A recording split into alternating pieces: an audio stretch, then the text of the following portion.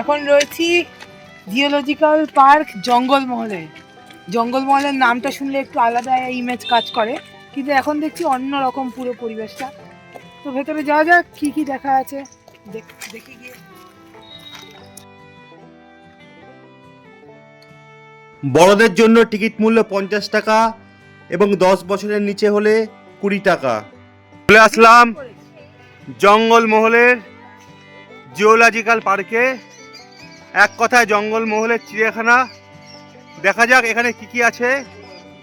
ময়ূর আছে, বাইরে দেখলাম ছবিতে, লেপার্ড আছে, আর কি কি আছে সব দেখাবো। জঙ্গলমহলের চিড়িয়াখানা। চিড়িয়াখানায় প্রবেশ করেই ডান দিকে প্রথমেই দেখে নেবেন ম্যাপটি, তাহলে পুরো চিড়িয়াখানা ঘুরতে আপনাদের বেশ সুবিধা হবে। আমরা ম্যাপ দেখে বাঁ হাত ধরে চললাম, ডান দিক হয়ে বেরাবো। প্রথমেই দেখে নিলাম ময়ূর।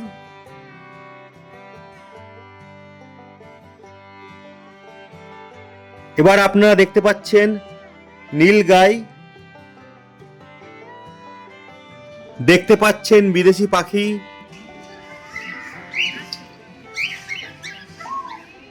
কলকাতার চিড়িয়াখানা যত পশু অ্যানিমেল আছে তত নেই, কিন্তু এটা অন্য দিক থেকে ভালো। এখানে এত গাছ রয়েছে, এত শাল গাছ রয়েছে, অন্যরকম একটা দৃষ্টি আকর্ষণ করবে। আর শীতকালে কিন্তু এখানে প্রচুর পাখি আসে, যেহেতু শীতটা নেই সেরকমভাবে, তাই পাখি দেখতে পেলাম না, কিন্তু প্রপার শীতকালে প্রচুর পাখি আপনারা দেখতে পারবেন।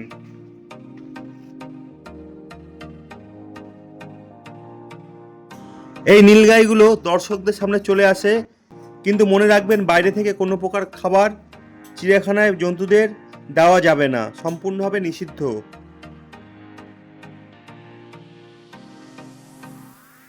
এখানে 100 বছর পুরনো কচ্ছপও দেখতে পারবেন।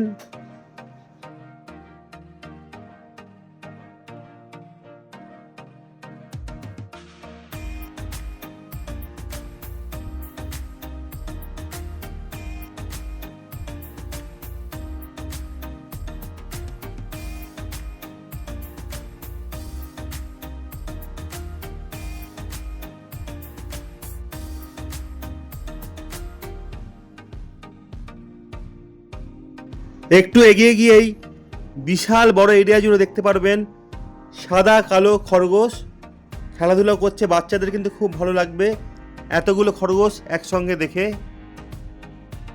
এবার আমরা দেখব কালো ভাল্লুক, খুব ভালো লাগছে। এখানকার অ্যানিমেলগুলো কিন্তু বেশ স্বাস্থ্যবান।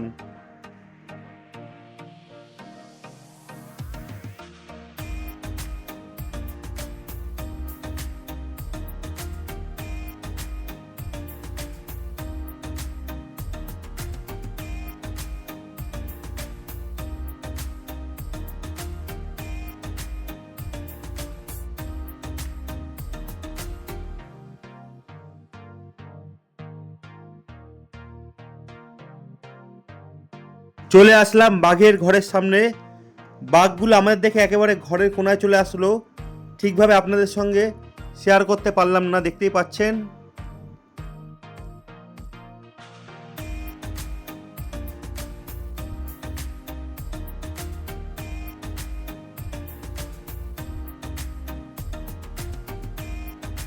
এখানে মাত্র 2টি বাঘ আছে, এই যে আরেকটি কোনা হয়ে বসে রয়েছে।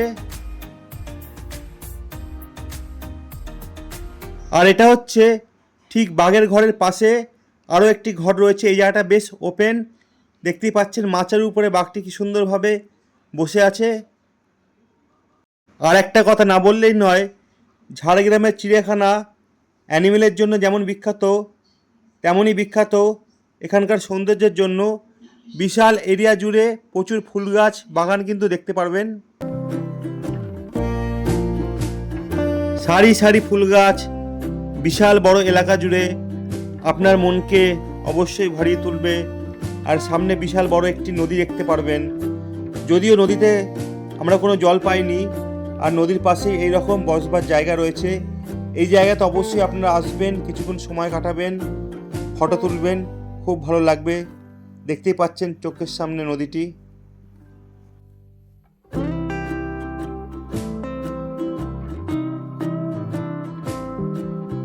আর বিশাল বড় বড় সাইজের দেখতে পারবেন শাল গাছ, সেগুন গাছ, গাছে ভরা ঝাড়গ্রামের চিড়িয়াখানা।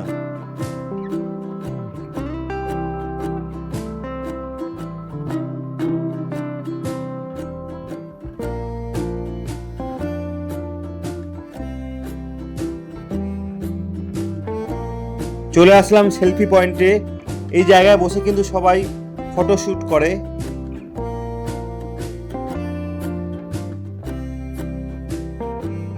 এবার ফুলের বাগান ছেড়ে চলে আসবো এক ভয়ঙ্কর জন্তুর কাছে, যে কিনা জ্যান্ত অন্যান্য জন্তু এমনকি মানুষকেও খেয়ে নেয়। দেখতেই পাচ্ছেন ভয়ঙ্কর হায়না ঘুরঘুর করছে ক্রমশ খাবারের সন্ধানে।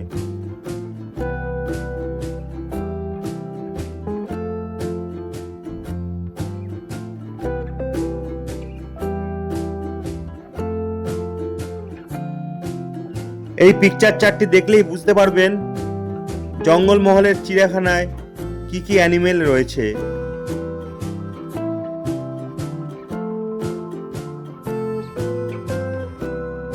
ঠিক যখন আপনারা চিড়িয়াখানা ছেড়ে বেরোবেন, ঠিক বা সাইডেও পাখির ঘর দেখতে পাবেন। প্রথমে যেমন দেখেছেন, বেড়ানোর সময়ও একাধিক পাখির ঘর দেখতে পারবেন।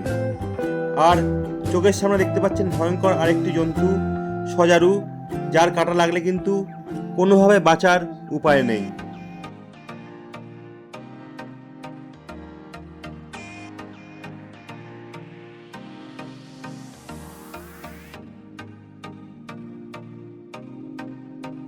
দেখতে পারবেন ঝাঁকে ঝাঁকে সোনালী হরিণ, যেটা কিনা চিতল হরিণ নামে বিখ্যাত।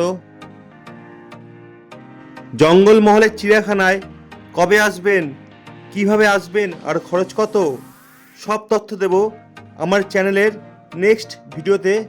ভিডিওটি হচ্ছে একদিনে জঙ্গলমহল ভ্রমণ, সেখানে আরও সাইট সিন থাকবে, কি কি আপনারা দেখতে পারবেন। সুতরাং সব জানবার জন্য আমার চ্যানেলটি সাবস্ক্রাইব করে রাখুন নেক্সট ভিডিওর জন্য। আর এখন আমরা হরিণকে খাওয়াই, আপনারা চ্যানেলটি সাবস্ক্রাইব করে রাখুন। Bye, tata.